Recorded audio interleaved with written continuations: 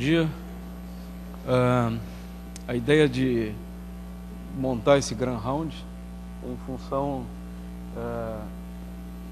da parceria do hospital com o serviço de endócrino, no sentido da pesquisa nessa área, mas eu trouxe esse diapositivo que o Miguel me emprestou para contar essa história para vocês aí, que era uma vez, né, uma menina de 14 anos. A gente pode depois repetir essa pergunta para os nossos palestrantes, que em 1922 tinha 14 anos, né, e sofria de diabetes. Naquela ocasião só existia dieta para tratar o diabetes, e essa menina acabou ficando caquética, e a mãe descobriu que em Toronto tinha um médico que tinha descoberto a cura do diabetes através desse cachorrinho aí, onde eles fizeram um extrato de pâncreas e injetaram nessa menina, e essa menina começou a controlar os níveis glicêmicos, aumentar de peso e melhorar, e se salvou. Portanto, em 1921 nós tivemos o início da era da insulina. Talvez a história que a gente tenha que montar hoje é uma história talvez não muito diferente. Passado praticamente aí 80 anos, quase um século, nós ainda temos no hospital meninas de 14 anos que chegam no hospital porque não fazem uso adequado da insulina, tem muita dificuldade de controlar o diabetes e tem todas as complicações decorrentes do diabetes tipo 1. E a pergunta do Grand Round é essa: será que nós estamos diante da cura do diabetes? As meninas de 14 anos do século 21 podem ter esperança? Professor Gross, vou passar o microfone para o senhor coordenar a sessão e ver se a gente consegue ter essa resposta. Bom dia a todos. Então, vamos tentar ajudar a responder um pouco essa pergunta, e pelo menos ela já tem um caminho já traçado, né? Vários caminhos, e esse que nós vamos discutir hoje é um deles. Então eu gostaria aliás, eu pensei que o primeiro fosse o Leonard Thompson, não a menina essa de 14 anos que tomou insulina, mas enfim, talvez a memória já esteja um pouco... Então, assim, eu queria mostrar para vocês um pouco, né, bem rapidinho, uma história do que seria, do que problema nós estamos lidando, né? Então, primeiro, nós temos que ter a ideia de que o diabetes tipo 1 é uma doença em que existe uma destruição das células beta. Isso é uma ilhota normal, as células estão pigmentadas aqui, e nessa cor assim, laranja. E quando a pessoa fica com diabetes tipo 1, há uma ausência completa das células, ou quase completa. E esse processo ele é autoimune em 80% dos pacientes, e que existe uma inter-relação entre os fatores ambientais e uma predisposição genética que faz eclodir a reação autoimune. Em cerca de 20% dos pacientes não se detecta uma reação autoimune presente, porém há uma destruição completa das células. Os dados a frequência dessa doença é bastante grande, bastante elevada, e varia extremamente entre os diversos países, né? Nós temos na Finlândia, lá em cima, cerca de torno de 36 pacientes por 100 mil por ano, e os índices mais baixos são aqui na América do Sul, especialmente no Chile, Peru e a Venezuela também, com níveis próximos de 1%, um por cada 100 mil habitantes por ano. O Brasil está num valor em torno de 7,5 novos casos por 100 mil por ano. O problema é que esta incidência vem aumentando progressivamente, né, numa razão de 3 a 5% a cada 10 anos, e isso nos próximos 20 anos deverá duplicar este número de pacientes com diabetes tipo 1. Portanto, a prevalência depende da incidência, né, e nos Estados Unidos a prevalência é em torno de 0,28 por 22%, ou 2,28 por mil habitantes com menos de 20 anos de idade. Então, a característica interessante é que essa doença começa a ocorrer, como o Nazi contou o exemplo dessa menina de 14 anos, o pico de incidência é ao redor dos 5 aos 14 anos de idade, né? Nas meninas ela é um pouco mais precoce do que nos meninos, e depois diminui os novos casos progressivamente após os 20 anos de idade. Porém, no Brasil, o controle glicêmico, conforme o levantamento feito há uns anos atrás, é ainda longe do desejável, né? Daí, então, a procura dessa nova razão, uma nova maneira de tratar a doença, em que nesse levantamento, com quase 1.000 pacientes ao redor do Brasil, em 11 centros, apenas 10% apresentavam um controle ideal com uma hemoglobina glicada menor do que 10%. E também essa é uma situação em que existe um aumento da mortalidade, de uma maneira geral, e isto é um estudo recentemente publicado na Finlândia, um dos lugares que tem maior número de casos novos por ano, em que eles dividiram os pacientes que apareciam diabetes ao redor antes dos 14 anos e depois dos 14 anos. E aqui vocês veem a mortalidade corrigida, né? Quer dizer, mortalidade além da mortalidade basal da população, que é em torno de 13,5% nesse grupo que iniciou antes dos 14 anos, e sempre mais alta nas meninas do que nos meninos, né? De uma maneira geral. Então, é uma mortalidade maior e que ela tende a piorar à medida que aumenta a duração do diabetes. Então, vocês veem uma duração de diabetes de 35 anos, portanto, um diabetes que iniciou aos 15, né? 30%, quer dizer, ao redor dos 50, então 15 mais 35 de duração, ao redor de 50 anos de idade, cerca de 35%. Na Finlândia, eles já faleceram. E agora, como as complicações diminuem, a principal causa de morte na Finlândia foi o alcoolismo. Então, como é que a gente faz o tratamento atualmente? Através da insulina, que é uma insulina basal, aplicada 1 ou 2 ou 3 vezes por dia, depende do que se utiliza, se é NPH ou análogos de ação prolongada, 1 ou 2 vezes, e insulina antes das refeições, dependendo das vezes, 3, 4, 5 vezes, cada vez que o indivíduo se alimenta, ele aplica uma dose de insulina, que pode ser os análogos ou a insulina regular, a insulina humana regular. Porém, ele pode usar a bombinha de insulina, né, que é um procedimento mais moderno hoje. Porém, mesmo com esses recursos, nós ainda conseguimos atingir o controle numa minoria de pacientes. Então, esse é o primeiro protocolo nosso, aqui feito em 1978. Vocês veem que naquela época nós chamávamos pacientes diabéticos insulino dependentes. E essa letrinha aí é do Décio Aiziric, que foi o nosso primeiro aluno de iniciação científica. Hoje o Décio é chefe do laboratório de biologia celular da Universidade Livre da Bélgica e trabalha especificamente nesse assunto da tentativa de achar a cura do diabetes tipo 1. Então, só para mostrar para vocês como nós, já há muitos anos atrás, estamos preocupados com esse problema e que rendeu esse fruto maravilhoso, que é o trabalho do Décio, além de outras pessoas já engajadas nesses anos todos. Então, a história de nossa sessão de hoje começou alguns anos atrás, quando foi publicado o estudo, o protocolo de Edmonton, em que eles conseguiam fazer o enxerto de ilhotas pancreáticas através de modificando um sistema de imunossupressão. Naquela ocasião, então, procuramos a direção do hospital e foi feito um projeto de implementação desse laboratório e de isolamento de ilhotas, né? Esse projeto foi aprovado pela CAPES em 2004, onde então recebemos uma verba substancial para fazer esse material permanente do laboratório. Começou a construção em 2007, né? Terminou a construção em 2010, com muito choro e ranger de dentes, vocês imaginam que isso foi muito difícil. E em 2010 foi aprovado então o início da obtenção de pâncreas e atualmente então a equipe já está formada, já foram isolados 16 pâncreas, vocês vão ver, né? Começaram a fazer isolamentos, a separação das ilhotas pela equipe, que vocês vão ver, e obteve-se a certificação do laboratório com sala limpa e manutenção da centrífuga, né? Que é um elemento necessário para a purificação das ilhotas.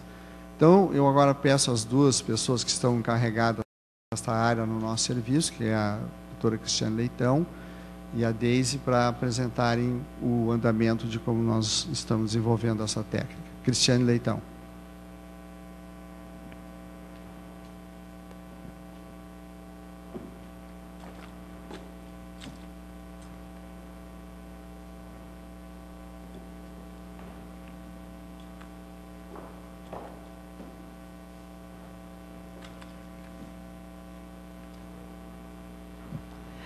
Então, agradeço, doutor Nazi, o convite. Então, o que a gente se propõe hoje a falar para vocês é se nós estamos perto da cura do diabetes mellitus do tipo 1. Para falar em cura do diabetes mellitus do tipo 1, eu dividi a minha apresentação em prevenção do diabetes mellitus tipo 1, tratamento precoce e reposição de células beta.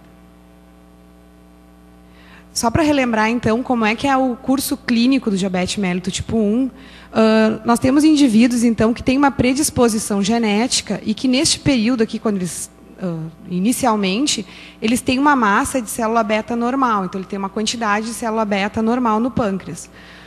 Mas eles têm essa predisposição genética.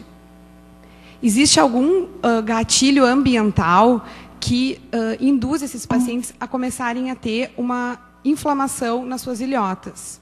Então, a gente identifica na patologia uma insulite e lesão da célula beta. No início dessa insulite, a massa de ilhotas continua ainda normal, mas depois começa a perder ilhotas. Neste período aqui, a gente já pode identificar esses pacientes que já tiveram essa exposição ambiental, eles começam a ter autoanticorpos, que a gente pode dosar no sangue periférico, então a gente sabe que esse paciente está mais perto de desenvolver o diabetes tipo 1. Com o tempo, então, começa a perder ilhotas, e o primeiro sinal clínico que a gente vê que as ilhotas não estão funcionando bem é quando a gente faz um teste endovenoso de infusão de glicose, a gente vê a resposta da insulina e vê que os pacientes perderam a primeira fase da secreção da insulina. Então, eles ainda são normoglicêmicos, se faz um teste oral de tolerância à glicose, eles ainda são normais, mas eles já têm a perda dessa primeira fase. Com o passar do tempo, eles desenvolvem, então, o que a gente chama de pré-diabetes ou desglicemia, que, então, eles têm alterações no metabolismo da glicose. A gente faz um teste oral de tolerância à glicose, ele já dá alterado. Mas o paciente não tem ainda diabetes clínico, assim, não tem hiperglicemia com sintomas clinicamente. Até que, nessa fase aqui, é quando a gente recebe, na maioria das vezes, os pacientes. O paciente chega na emergência, com poliúria, polidipsia, perda de peso, cetoacidose, então, aqui que a gente vai fazer o diagnóstico. Então, daí o paciente tem diabetes, nessa fase aqui ainda um diabetes recém-diagnosticado. Então, só para mostrar para vocês que se passam anos desde onde começa mesmo a agressão ao do paciente até a época que a gente vai atender o paciente mesmo. Então, só para vocês terem ideia, o paciente é geneticamente predisposto, a maioria dos genes que estão associados, então, como aumento de risco para o desenvolvimento de diabetes tipo 1, são os genes do HLA. Esses HLAs de alto risco estão presentes assim, em 2% da população. Mas destes 2%, só 6% vão desenvolver diabetes mellitus tipo 1 no final. Então, a grande maioria, 94% dos pacientes que têm HLA de risco não vão desenvolver. Então, só para vocês entenderem que as intervenções que a gente vai fazer ao longo do tempo nesses pacientes, aqui elas vão ser menos agressivas, quando elas são só predisposição genética, porque a gente não sabe se esses pacientes vão desenvolver mesmo ou não. Quando eles têm autoanticorpos, se eles têm o HLA de risco mais autoanticorpos positivos, mais do que 2, eles têm uma chance maior de desenvolver. Então, nesses pacientes, até que as intervenções podem ser um pouco mais agressivas, né? Mas, no início, aqui, a gente não tem certeza se o paciente vai desenvolver mesmo ou não. Então, agora, só para mostrar o que eu vou falar a seguir, eu vou falar, então, de prevenção. Então, quando o paciente não desenvolveu diabetes ainda, nessa fase aqui de predisposição genética, e quando a gente já consegue detectar autoanticorpos. Ou vou falar de tratamento precoce, que é com um paciente com diabetes recém-diagnosticado, que na maioria das vezes os estudos incluíram pacientes com diabetes há pelo menos 6 semanas, não mais do que 6 semanas, porque a gente acha que nesse período aqui eles ainda têm uma quantidade de célula beta suficiente para que a gente possa salvar essas células, né, e ter algum efeito da intervenção. E depois que o paciente já tem um longo tempo de duração de diabetes, que já não tem mais ilhotas e células beta identificadas, então a gente vai falar de reposição de células beta. Então, na verdade, não é de um único tipo de paciente que a gente está falando, né? São diversas fases. Vou falar primeiro de prevenção. Então, pacientes geneticamente em risco, eles apresentam no início ilhotas saudáveis, que, por algum estímulo externo, algum fator ambiental, vão ativar genes que aumentam a resposta inflamatória, né? Dão uma resposta, então, autoimune, e alguns genes também que interferem na sobrevivência das ilhotas, alguns genes que vão levar à apoptose das ilhotas ou diminuição da proliferação das ilhotas. Isso tudo vai acabar levando, então, à destruição autoimune dessas ilhotas. Esses fatores ambientais têm sido têm sido muito estudados, porque se a gente conseguir intervir nesses fatores, talvez a gente consiga prevenir o diabetes. Existem vários consórcios internacionais que têm assim, grupos se unidos para estudar o diabetes mellitus tipo 1. Um deles é esse TED, que ele estuda, então, determinantes ambientais do diabetes mellitus tipo 1. Ele recruta, eles fazem HLA em pacientes nascidos, assim, pedem autorização dos pais para fazer o HLA. Se vem HLA de risco, eles ficam acompanhando esses pacientes ao longo do tempo para ver as exposições que os pacientes têm e para ver se isso acaba aumentando ou diminuindo o risco do desenvolvimento de diabetes tipo 1. Baseado, então, em alguns desses estudos que já mostraram algumas associações, existem 2 ensaios clínicos que estão em andamento nesses pacientes, né? Então, são pacientes com predisposição genética, HLAs de risco. São bebês que a gente sabe que tem HLA de risco, então estão sendo feitas intervenções. No caso aqui, a caseína hidrolisada está sendo testada. Esses 2 estudos aqui estão indo em andamento, a gente não tem resultados. Então, tem alguns estudos mostrando que talvez o leite de vaca poderia predispor ao desenvolvimento de diabetes tipo 1. Então, quando a mãe para de amamentar, eles randomizaram os pacientes para leite de vaca ou por essa caseína hidrolisada, para ver se tem uma incidência diferente de diabetes tipo 1. E este outro aqui é um ácido graxo ômega 3, e esse estudo ele, foi desenvolvido a partir de um achado que na Noruega é muito comum dar aquele óleo de fígado de bacalhau para as crianças. Eles viram que as crianças que recebiam no primeiro ano de vida tinham uma menor incidência de diabetes tipo 1. Por isso está sendo feito esse estudo. Mas eu não tenho nenhum resultado disso para mostrar para vocês ainda. Então, de prevenção, a gente não tem, assim, prevenção em pacientes só com HLA de risco, não tem nenhum estudo ainda. Agora, pacientes que têm HLAs de risco, mas que já têm presença de autoanticorpos. Então, esses aí a gente já tem a gente acha que eles vão evoluir para diabetes mellitus tipo 1 com uma certeza um pouco maior. Então, o que já foi estudado nesses pacientes foi nicotinamida, insulina parenteral. Os pacientes recebiam uma dose baixa, subcutânea, diariamente. E uma vez por ano eles internavam para fazer insulina endovenosa, ou insulina oral, ou insulina basal. Isso tudo assim, usando a insulina como um antígeno, para ver se isso aumentava a tolerância imunológica do indivíduo. E o que está em vermelho é que não teve benefício, né? Então, a nicotinamida não teve benefício, a insulina parenteral também não. A insulina oral não teve benefício, eles só viram que em pacientes que tinham títulos de anticorpos anti-insulina mais altos, teve um benefício. Eles demoraram mais tempo para evoluir para o diabetes. Mas não conseguiram realmente prevenir o diabetes. Insulina nasal também não teve nenhum benefício. Agora eu vou falar então de tratamento precoce, que é fazer alguma intervenção nesses pacientes que têm até 6 semanas do diagnóstico do diabetes. Então agora vocês não se assustem, mas tem vários estudos assim. Então tem essa lista inteira aqui, tá? Que tudo isso já foi testado. Em vermelho que não teve benefício, e em laranja, assim, eu botei no meio do caminho, o que teve um pequeno benefício. Quer dizer, assim, os pacientes perderam menos peptídeo C, que é uma maneira que a gente usa para ver a massa de ilhotas que os pacientes têm.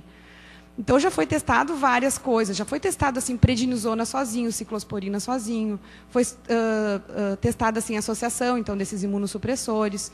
Foi testado alguns anticorpos anti-linfócito T, né, o efetor, anti-CD3, anti-linfócito B, que é esse anti-CD20, esses daqui que são inibidores da coestimulação, vacinas com peptídeos, que a gente sabe que são autoantígenos, para ver se isso aí aumentava a tolerância imunológica, calcitriol, que é uma forma ativa da vitamina D, infusão pancreática da medula óssea autóloga, então eles infundiam no pâncreas mesmo, e transfusão autóloga do sangue do cordão umbilical de crianças que desenvolveram diabetes no primeiro ano de vida e que tinham o sangue do cordão umbilical guardado. Então, tudo isso não teve um benefício real. Assim, alguns pacientes até ficaram livres de insulina em algumas desses protocolos, mas eles ficaram assim 3 a 6 meses livres de insulina. E a gente não sabe se isso aí não era a lua de mel, que a gente sabe que os pacientes às vezes melhoram um pouco logo depois do diagnóstico.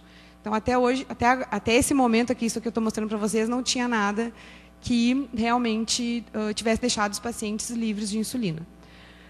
Até que em 2007 foi publicado no JAMA um protocolo que foi feito por pesquisadores aqui brasileiros de Ribeirão Preto, então que esse é o primeiro autor, o Voltarelli, que é um hematologista, e que eles fizeram então um tratamento, na verdade, eles deram eles coletaram célula-tronco periférica dos pacientes, deram uma imunossupressão pesada com antitimoglobulina e ciclofosfamida, e depois reinfundiram aquela medula, fizeram um transplante autólogo nos pacientes, porque eles tinham ficado com destruição total da medula óssea pela imunossupressão pesada que tinha sido feita.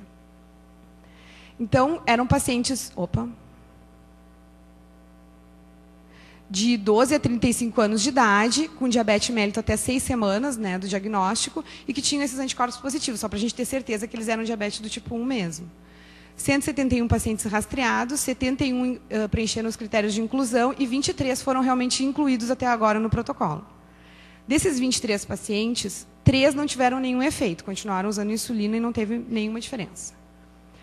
8 pacientes, 35%, tiveram uma independência transitória de insulina, por uma média de 17 meses. Teve até paciente que ficou 47 meses sem insulina.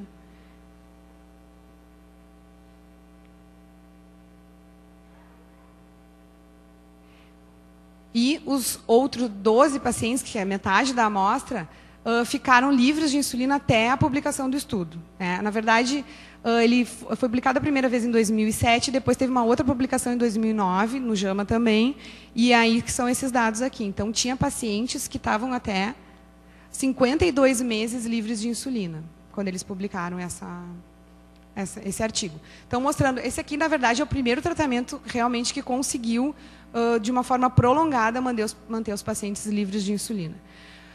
Ainda é um trabalho que é bem discutido ainda na literatura, por ter usa drogas imunossupressoras muito potentes, faz transplante de medula óssea, que poderia ter riscos. Eles não tiveram mortalidade nenhuma, assim, mas ainda é bem discutível. Mas a gente já tem convicção que isso aqui não é só uma lua de mel. 52 meses sem insulina, mais de 4 anos sem insulina, não é só lua de mel. Então, está tendo algum efeito realmente.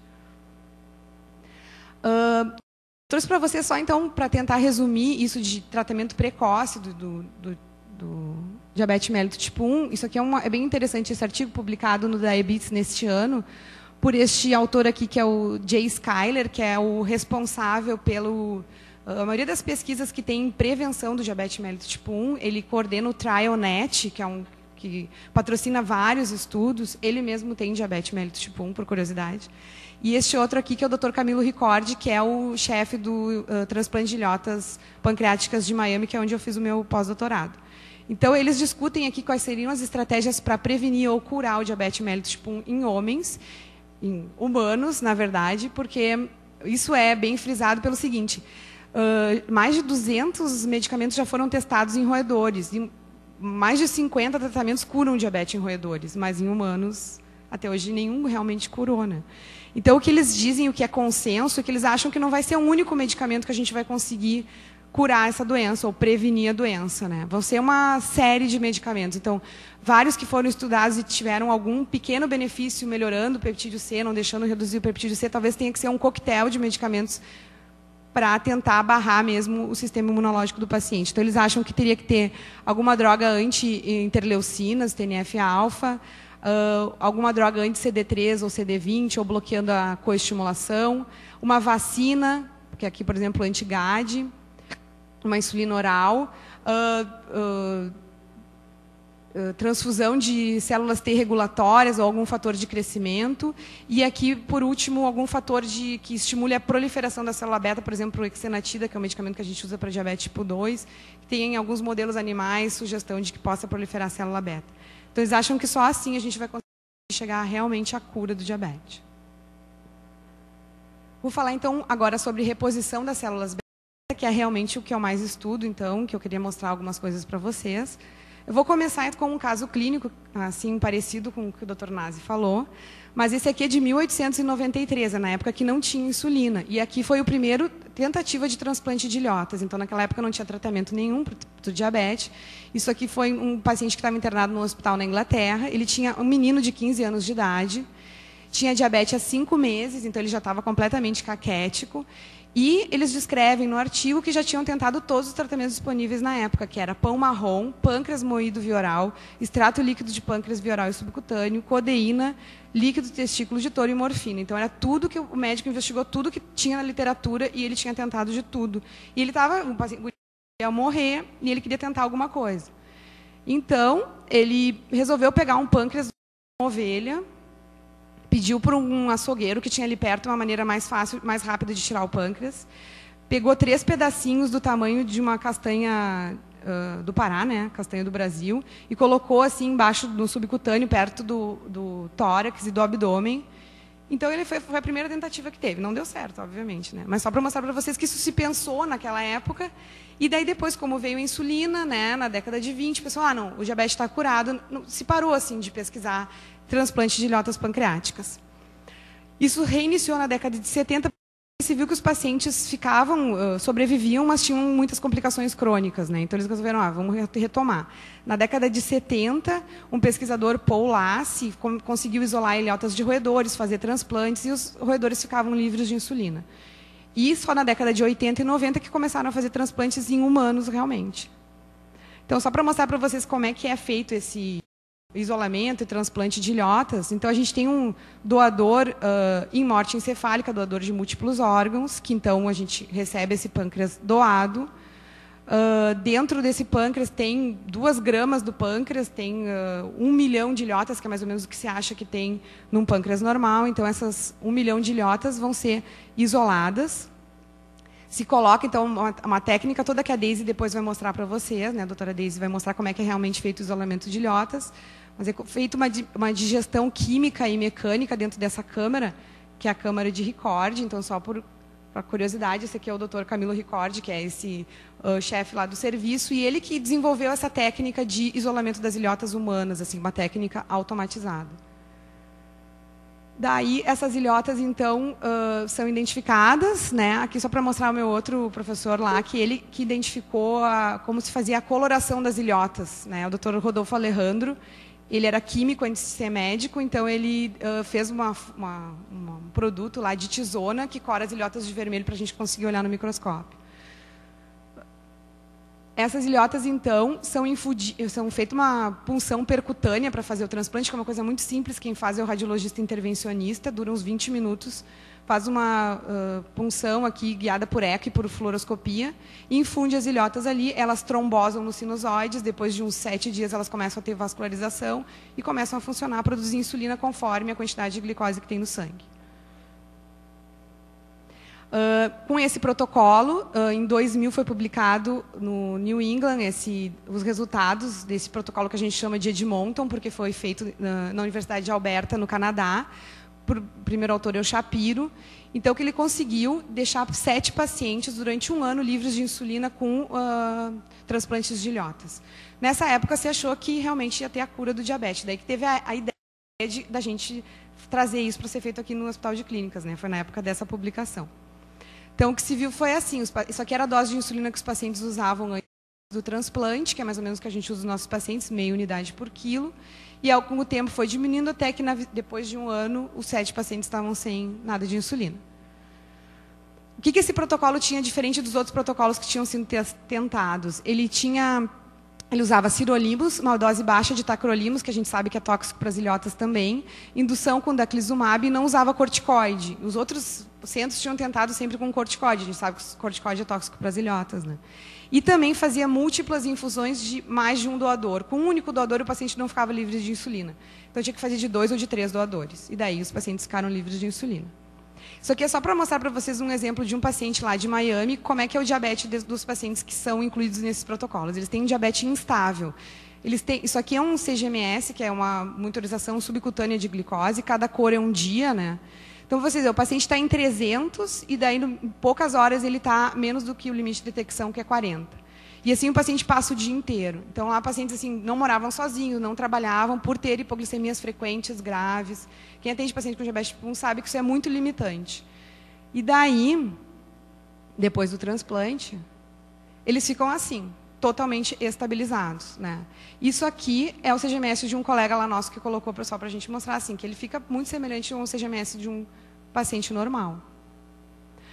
Esses pacientes têm uma melhora, então, dos scores de hipoglicemia. Isso aqui é só um score que a gente faz para saber hipoglicemia sem sintomas. O paciente está com 20 de glicose e não se dá conta e começa a ter diminuição do sensório, convulsões, né? Então, eles diminuem esses scores de hipoglicemias assintomáticas. Isso aqui foi um estudo feito lá também com melhora da qualidade de vida, então com várias escalas de qualidade de vida. Tinha uma preocupação sempre se eles perdiam função renal, porque o tacrolimus é nefrotóxico. Então, o meu trabalho mesmo que eu fiz lá era avaliar a função renal antes e depois do transplante. E a gente viu que a queda da filtração glomerular antes do transplante é semelhante a depois do transplante. Então, não teve assim, uma piora maior pelo uso dos medicamentos. E mais recentemente, agora em 2001, foi publicado com relação às complicações crônicas. Então, isso aqui é uma coorte do Canadá, mas é de Vancouver, e eles têm pacientes controles. Eles comparam os pacientes do transplante de ilhotas com os que estão na lista de espera. Então, esse é o único grupo que tem pacientes controles. O que eles viram é que os pacientes com tratamento clínico que estavam na lista de espera tiveram progressão da retinopatia em 12%, e nenhum paciente depois do transplante de ilhotas teve progressão da retinopatia. E a filtração glomerular caiu menos depois do transplante das ilhotas. Isso aí foi tudo estatisticamente significativo. O problema todo é que, com o tempo, os pacientes vão perdendo, eles não ficam mais livres de insulina, né? Como vocês vão vendo, assim, eles mantêm o peptídeo C, mas eles vão tendo que reiniciar a usar a insulina, porque eles vão perdendo massa de ilhotas. Depois de 5 anos, só 10% estão livres de insulina. Como eles ainda têm peptídeo C, eles têm um diabetes mais estável do que eles tinham antes. Eles não ficam com aquelas hiperglicemia, mas eles têm que voltar a usar a insulina. Isso são por vários motivos, assim, porque aquelas 1 milhão de ilhotas que tem no pâncreas da pessoa não é o que a gente infunde no paciente. Só o isolamento já passa a 60%, quando a gente põe as ilhotas em cultura, baixa a metade. Quando emboliza no fígado, só 10% das ilhotas que a gente isolou conseguem realmente ficar vivas. E daí a gente tem que fazer um segundo e um terceiro transplante para conseguir fazer uma massa de ilhotas para poder o paciente ficar livre de insulina. Então, tem vários problemas nesse meio do caminho que a gente tem que resolver para dar uma quantidade maior de ilhotas para os pacientes. Então, tem problemas no doador, que talvez a gente possa fazer alguma intervenção, que a gente tem pensado nisso. No isolamento e na cultura, sítios alternativos, talvez o fígado não seja o melhor local. Melhores imunossupressores, desenvolvimento de tolerância imunológica. Algum tratamento que possa realmente fazer proliferação de célula beta. Então, isso já tem sido estudado. Esse aqui é um artigo lá de Miami, né, da onde eu fiquei, que é o Diabetes Research Institute. Quando eles usam exenatida, que é esse medicamento que promove, talvez, proliferação da célula beta, que é usado, que é um hormônio intestinal, na verdade, mas que tem esse análogo injetável. Os pacientes que receberam exenatida, eles tiveram uma sobrevida melhor do transplante.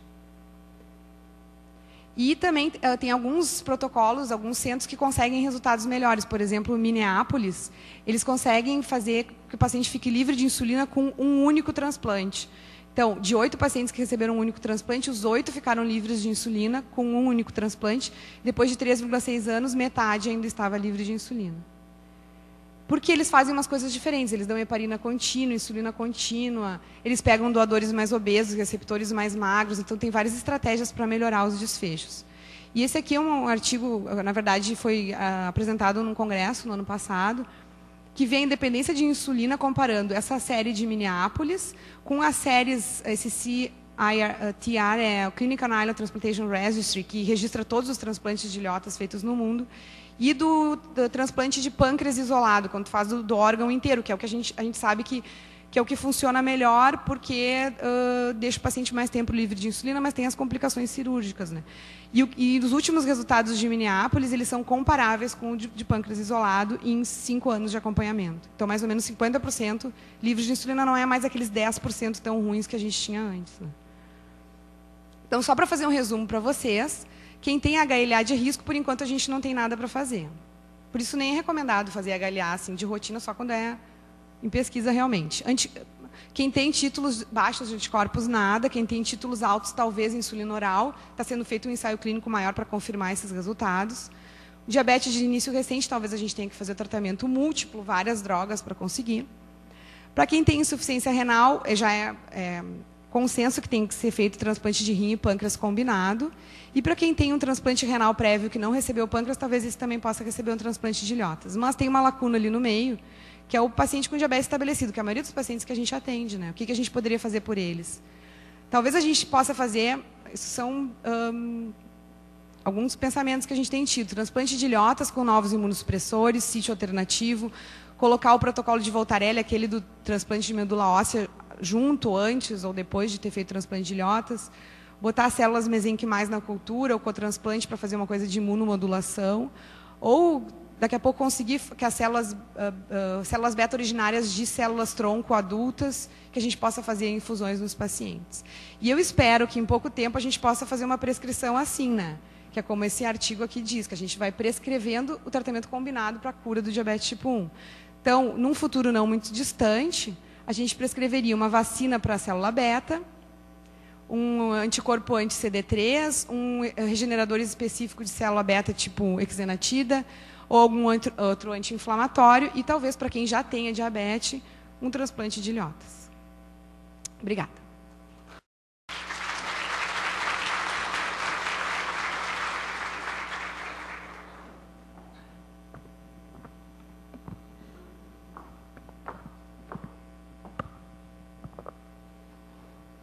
Bom dia a todos. Primeiramente, eu gostaria de agradecer o convite ao professor Nazi.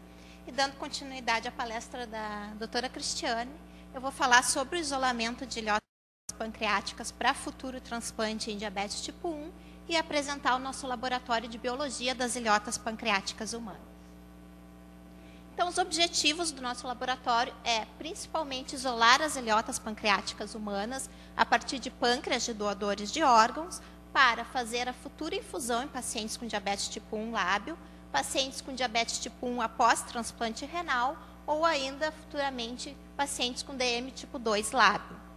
Além disso, a gente pretende isolar ilhotas para realizar estudos visando o aumento da qualidade e qualidade das ilhotas isoladas, para futuramente melhorar os resultados dos transplantes em diabetes tipo 1. E ainda realizar estudos relacionados diretamente a alterações da função das células beta que levam ao diabetes tipo 1 autoimune. Aqui eu coloquei uma frase do Dr. Lassi, que a doutora Cristiane já comentou, que foi um pesquisador muito importante que estabeleceu o isolamento de ilhotas de ratos. Ele falou nessa apresentação de 2004 sobre a história do transplante de ilhotas, que você não pode transplantar ilhotas ao menos que você saiba como isolá-las. Ou seja, mostrando que o passo de isolamento é um passo muito importante para o futuro do resultado do transplante das ilhotas nos pacientes diabéticos. Nosso laboratório é um laboratório estéril que segue algumas determinações da Anvisa para boas práticas de fabricação de medicamentos, com o objetivo de ser um laboratório CGMP. Ele tem um controle ambiental bastante restrito, com ar-condicionado com filtro EPA, que faz com que tenha um número controlado de partículas dentro do laboratório e pressão positiva no laboratório, impedindo que o ar externo contaminado entre.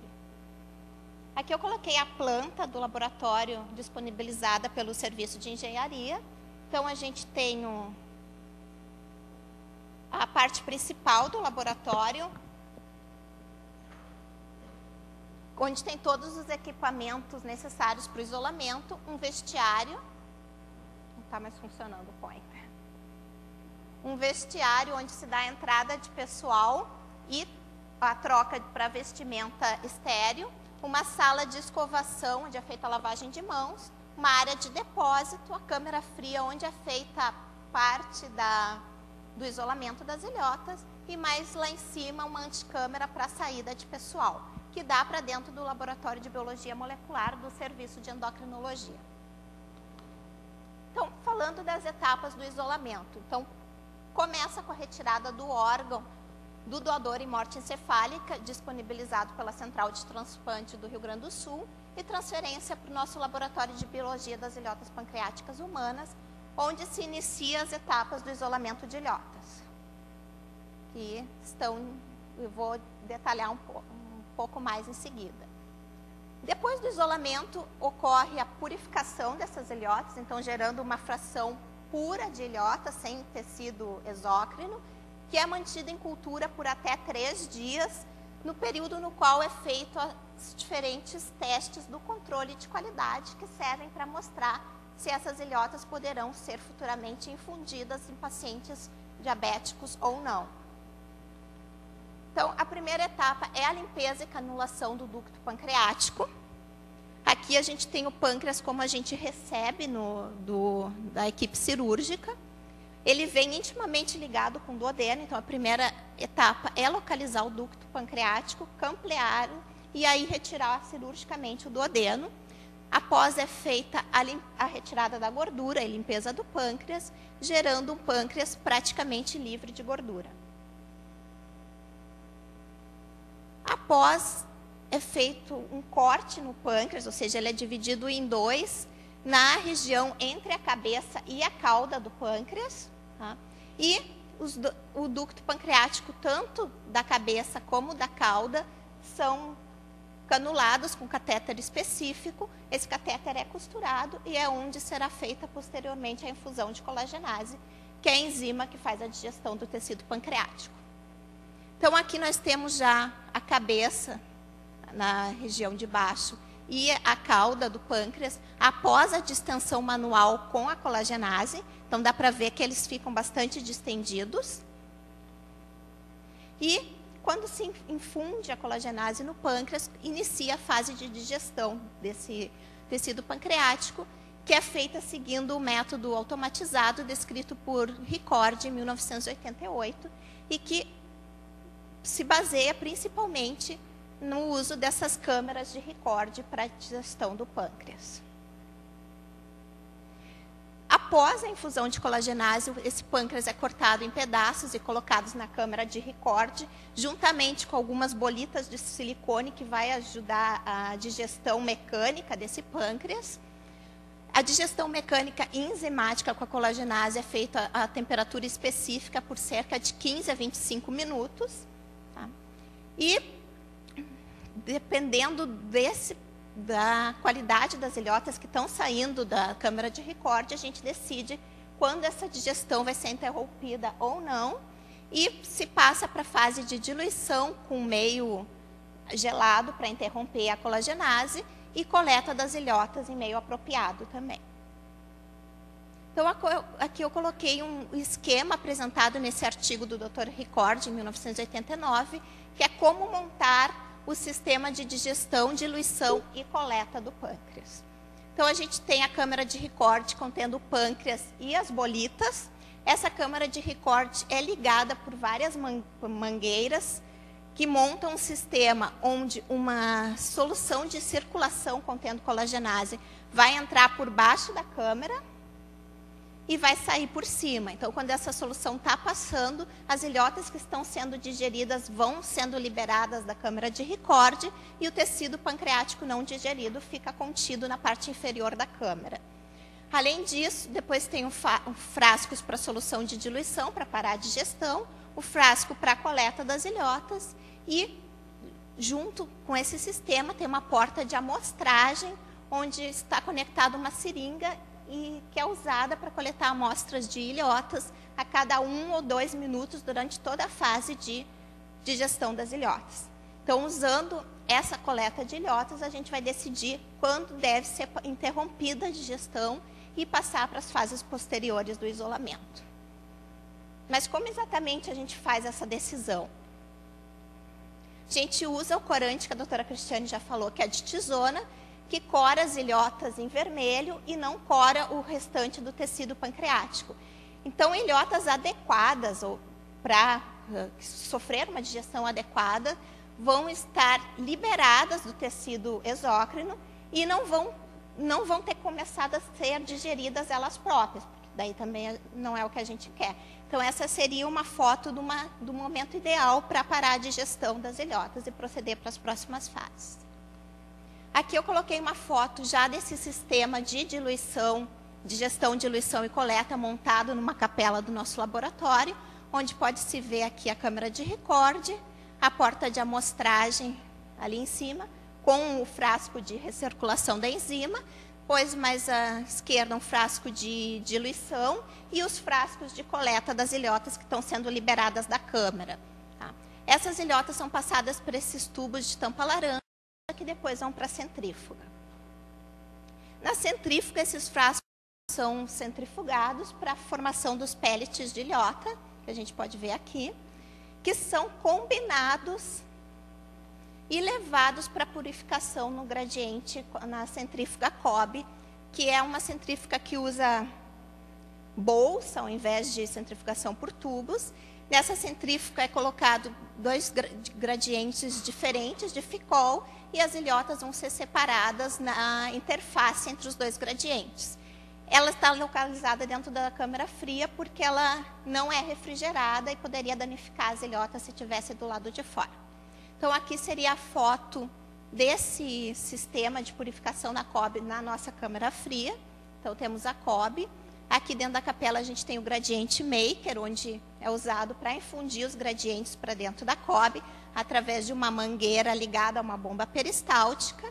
Depois de infundir os gradientes, é feita a infusão das ilhotas, elas são centrifugadas por um determinado tempo e depois são coletados nesses frascos da fração mais pura de ilhotas até a fração menos pura. Tá? Aqui eu coloquei uma foto que seria as ilhotas antes da purificação na Cobb, ou seja, aquelas que estão saindo da câmara de recorde para depois da purificação. Então, antes a gente pode ver que tem ilhotas livres, mas muito tecido exócrino, e após a purificação na Cobb, temos praticamente nenhum tecido exócrino, ou seja, uma fração bastante pura. Após é feita a cultura, como eu já falei, que é no máximo por 3 dias, e a realização dos testes de controle de qualidade, que é pureza e o número de ilhotas, viabilidade, que é a determinação do número de células vivas e mortas, usando corantes específicos, e função dessas ilhotas, que seria a medida de insulina liberada pelas células beta após a incubação com diferentes concentrações de glicose. Também são realizados os testes de esterilidade para mostrar se essa preparação pode ser infundida no paciente ou não. E quais são os critérios que a gente vai utilizar para colocar essas ilhotas nos pacientes com diabetes tipo 1? São esses critérios usados internacionalmente. Seria a pureza de pelo menos 30%, número de equivalentes de ilhotas maior do que 5.000 por quilo em volume máximo de 10 ml. Aí se sabe que para um paciente diabético tipo 1 ficar livre de insulina por muito tempo, usando apenas um doador, esse número teria que ser de pelo menos 2.000, que é um número muito difícil de se conseguir por isolamento. Então, o critério é pelo menos 5.000. Se tu conseguir em torno de 5.000, para ter os 12.000, tu ia ter que ter mais do que um doador, né? Viabilidade, ou seja, o número de células vivas maior que 30%. Função íntegra, ou seja, a liberação de insulina respondendo às concentrações de glicose. E esterilidade do lote. Então, já falei do isolamento e falei que é importante que esse isolamento seja bem sucedido para depois, porque afetará o resultado das ilhotas. Então, estão sendo realizados diversos estudos tentando melhorar tanto o isolamento para melhorar o resultado do transplante e alguns fatores pós-transplante que podem afetar a perda das ilhotas que ocorre durante o isolamento e pós o transplante de ilhotas. Então, o que a gente pode ver é que ocorre uma perda muito grande de ilhotas durante o isolamento e nas primeiras semanas após o transplante e que se deve tanto a fatores pré-transplante como pós-transplante. Com relação aos pré-transplantes, a gente pode chamar atenção para a isquemia fria do órgão, estresse oxidativo, a própria digestão com colagenase, que é danosa às ilhotas, e o intenso estresse inflamatório produzido pela morte encefálica. Esse estresse inflamatório leva à produção de diversas citocinas pró-inflamatórias, como interferon gama, interleucina 1 beta e TNF-alfa, que desencadeiam rotas de apoptose que vão ativar fatores de transcrição como STAT1, NF-kappa-beta, que são os fatores-chave para ativar genes que vão levar à apoptose das células beta. Além disso, esses fatores também ativam rota para a produção das caspases efetoras, que são as enzimas que propriamente realizam a morte das células beta. Então, atuando nesses fatores, a gente pode tentar diminuir a morte das células beta durante o isolamento e após o transplante. Com relação aos fatores pós-transplante, a gente chama a atenção a reação inflamatória mediada pelo sangue, que eu vou falar um pouco mais em seguida, a ausência de inervação das ilhotas, o uso de droga imunossupressores, como a doutora Cristiane falou, é muito danoso às ilhotas, revascularização subóptica, né, das ilhotas transplantadas e, obviamente, o ataque autoimune contra as ilhotas e a aloreatividade. Aqui eu coloquei um esquema sobre como ocorre o enxerto das ilhotas nas semanas após os transplantes, publicado nesse artigo agora de 2011. Então, a maior parte das ilhotas é perdida na primeira semana após o transplante, então seria o período ideal para se atuar com alguma medida, tá?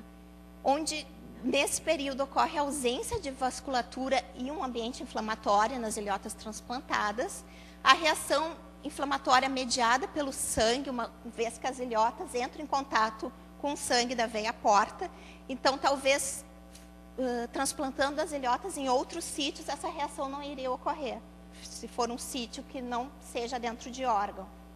Tá? Essa reação inflamatória leva à ativação do complemento, cascatas de coagulação e infiltração de leucócitos, que levam à morte aumentada das ilhotas, e, além disso, também a falta de oxigenação e ausências de matriz extracelular aumentam ainda mais a taxa de morte dessas ilhotas. Nas 2 semanas após a implementação das ilhotas, começa a formação de conexões da matriz extracelular e a nova vasculatura é formada, reduz a inflamação, mas ainda ocorre hipóxia e morte celular das células do centro das ilhotas. 1 mês após a implantação, as células começam a retornar a uma homeostase ideal, respondendo adequadamente aos níveis de glicose do organismo. E meses até anos após a implantação, se não ocorrer algum ataque imune, elas são capazes de fazer remodelamento do tecido e proliferação e manter a função adequada. Então, eu coloquei tudo isso para mostrar que o entendimento desses processos permitirá a identificação de oportunidades para aumentar o enxerto, a sobrevivência e a função dessas ilhotas. Nessa figura aqui, eu também, que diz basicamente a mesma coisa, que é de um outro artigo de revisão, que mostra todos os fatores que afetam as ilhotas pós-transplante, chamando atenção para a reação inflamatória mediada pelo sangue, que é desencadeada principalmente pelo fator tecidual. Se sabe que bloqueando esse fator tecidual e com RNA de interferência em modelos animais, diminui muito a morte das células beta e das ilhotas. Tá? Além disso, podemos chamar atenção para a glucotoxicidade, lipotoxicidade, ausência de inervação e revascularização, como eu já falei, as drogas imunossupressoras, que têm um papel muito grande afetando a função dessas ilhotas, e o ataque do sistema imune. Então, todas essas vias são vias onde se pode fazer alguma modificação para tentar melhorar a sobrevida das ilhotas no recipiente. Então, com relação a isso, a gente já está desenvolvendo alguns estudos no nosso laboratório, estudando uma ou mais dessas vias. Um desses estudos é relacionado à morte inflamatória no doador, que tem como objetivo investigar a atividade inflamatória induzida pela morte encefálica no tecido pancreático humano. Tá?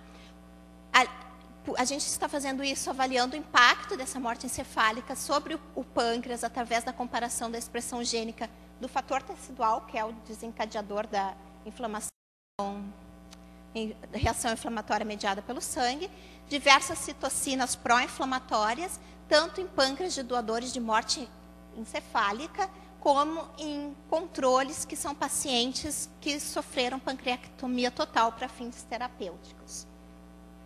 Um outro projeto relacionado que está em andamento é o papel da morte encefálica na apoptose das ilhotas pancreáticas humanas, mas agora investigando o fator de transcrição NF-kappa-beta, que é um dos principais desencadeadores da apoptose, e as taxas de apoptose, tanto em casos de sofrer morte encefálica, como em pâncreas de controle sem morte encefálica.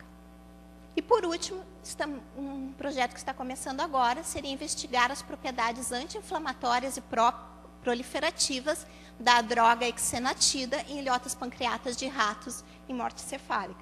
como a doutora Cristiana falou, tem alguns estudos que mostram que essa droga tem uma ação proliferativa e de diminuição de apoptose em modelos animais. Então, a nossa ideia é comparar a expressão de marcadores inflamatórios, incluindo o fator tecidual, e a atividade proliferativa de ilhotas de ratos submetidos à morte encefálica e tratados com a droga, comparado a ratos submetidos à morte encefálica, mas não tratados com a droga, para ver se essa droga é capaz de melhorar a qualidade das ilhotas isoladas de doadores em morte encefálica.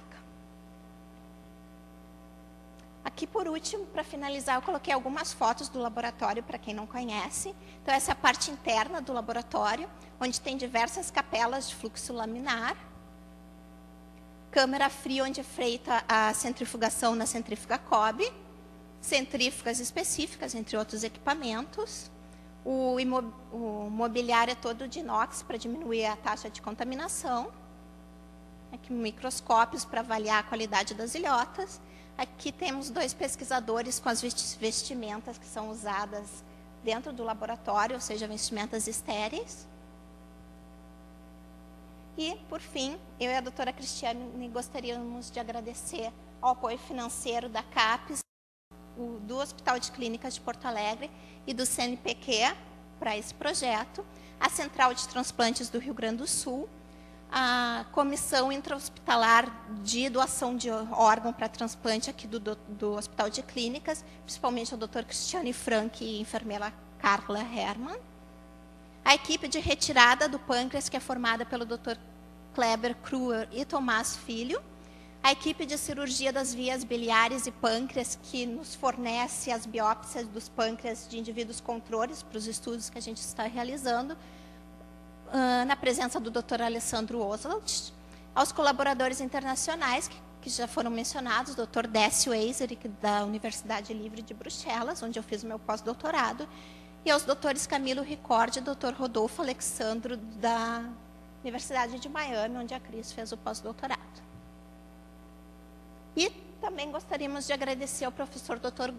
Gross, que foi o idealizador do projeto, a chefe do serviço de endocrinologia, a professora Mirella, que tem dado bastante apoio, e ao restante da equipe de isolamento de ilhotas, que é formado por diversos pesquisadores, entre pós-doutorandos, doutorandos, mestrandos e iniciação científica. Obrigada.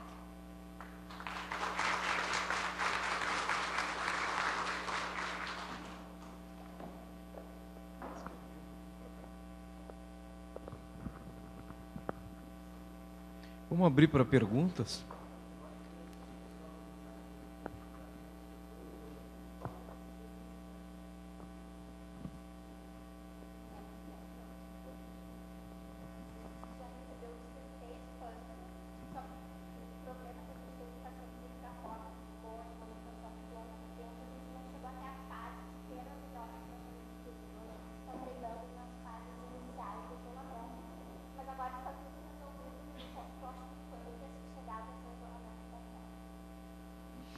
Alguma pergunta?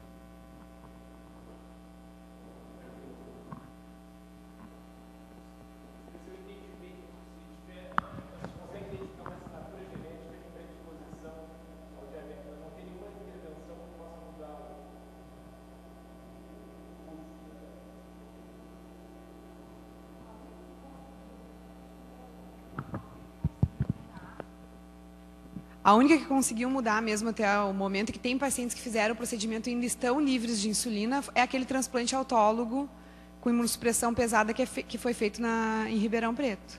É o único. Ah, não. Não, ainda não. Tem alguns algoritmos para tentar assim colocar variações genéticas, bem como tu falou, uma assinatura genética mesmo para identificar, mas que pode aumentar a chance do paciente ter ou não. Por exemplo, se o paciente tem esses HLAs de alto risco e tem ainda história familiar, ele passa de 5% para 25% de chance. E se ele ainda já tem autoanticorpos, ele pode chegar a 80%, né? Mas só pela assinatura genética ainda não. Tem essas outras coisas de, por exemplo, começar a ter a presença dos autoanticorpos, né?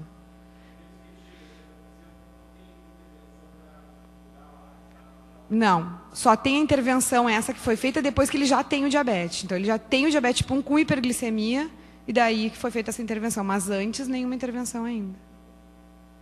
É que as intervenções que eles tentam também são coisas muito leves, que como não tem como saber quem vai evoluir mesmo ou não, eles não querem, ninguém faz nada muito. Então, eles acham esse protocolo de Ribeirão muito pesado, a imunossupressão, assim, é muito criticado, porque eles, até o paciente já tem diabetes, mas eles não sabem se o paciente vai evoluir mal ou não. Então, eles não, em paciente que só tem o HLA em risco, as intervenções são assim, tipo, a alimentação do bebê ou coisas assim, né? Não tem, porque essas crianças começam a ter autoanticorpos com 6 meses de idade. Eles vão desenvolver diabetes com 15 anos.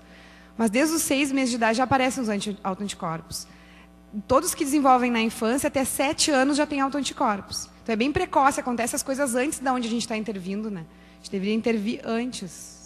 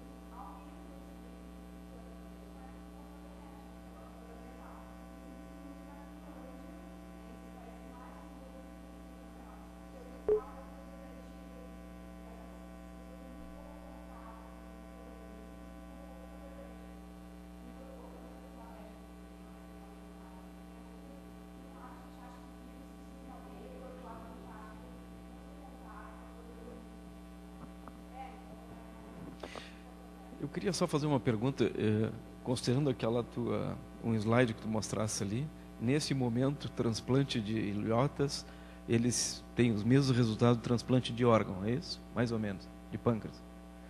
Considerando aquela tua prescrição final ali, a cesta básica, que eu achei uma cesta básica pesada, de imunossupressão e de tudo mais, vocês acham que o futuro vai ser ilhotas ou ainda deve se investir em transplante de órgão, considerando a intensidade da imunossupressão da tua prescrição?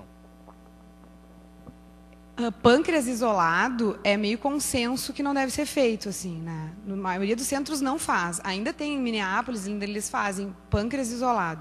Pâncreas e rim é consenso que deve ser feito. Então, paciente tipo 1, que tem insuficiência renal, que vai receber um rim, ele deveria receber um pâncreas. Tem alguns centros que têm resultados ótimos, eles já recebem imunossupressão para o pâncreas, o doutor está falando que não. Recebem imunossupressão para o pâncreas, para o rim, e daí já receberiam a mesma para o pâncreas. Se tivesse a rejeição do rim, então eles receberiam doses maiores, né, de resgate. O problema do pâncreas isolado é que a gente não sabe quando está rejeitando. No rim, quando começa a rejeitar, aumenta um pouquinho a creatinina, eles já fazem biópsia, já veem que está rejeitando e fazem uma imunossupressão maior. No pâncreas não tem nenhum marcador de rejeição por pâncreas isolado. Só fica sabendo quando o paciente já está diabético. Então ele já está há muito tempo com destruição das células beta, né? Então por isso que eles dizem que os transplantes de pâncreas isolado têm resultados piores do que rim e pâncreas. porque tu não identifica a rejeição. Então, a minha opinião, pâncreas isolado, não. Eu acho que não. Não vale o risco cirúrgico, não vale. Se for para fazer, se o paciente tem diabetes instável e tu acha que ele tem que receber uma reposição de célula beta, na minha opinião, o ilhota é melhor do que o pâncreas isolado. Ou então, né, acho que não vale a pena. O que o Dr. Blas acha? Eu acho que o transplante de pâncreas como órgão, e do meu entendimento hoje, ele ficaria após o transplante de rim, não junto. Porque a mortalidade ainda com essa combinação é bastante elevada. Então, é preferível, era uma outra ideia de fazer o transplante de rim, o paciente sai, fica melhor, para com a diálise, para com todo aquele sistema, e depois disso, então, tenta o transplante de órgãos. Essa eu acho que é uma ideia de que talvez diminua a mortalidade, que ainda está ao redor de 20%, que é bastante alta, né? Então, acho que o transplante de órgão é um grupo restrito de pessoas, é um procedimento que já faz mais de 20 anos, e realmente o número não cresce muito, porque os resultados não são alentadores ainda.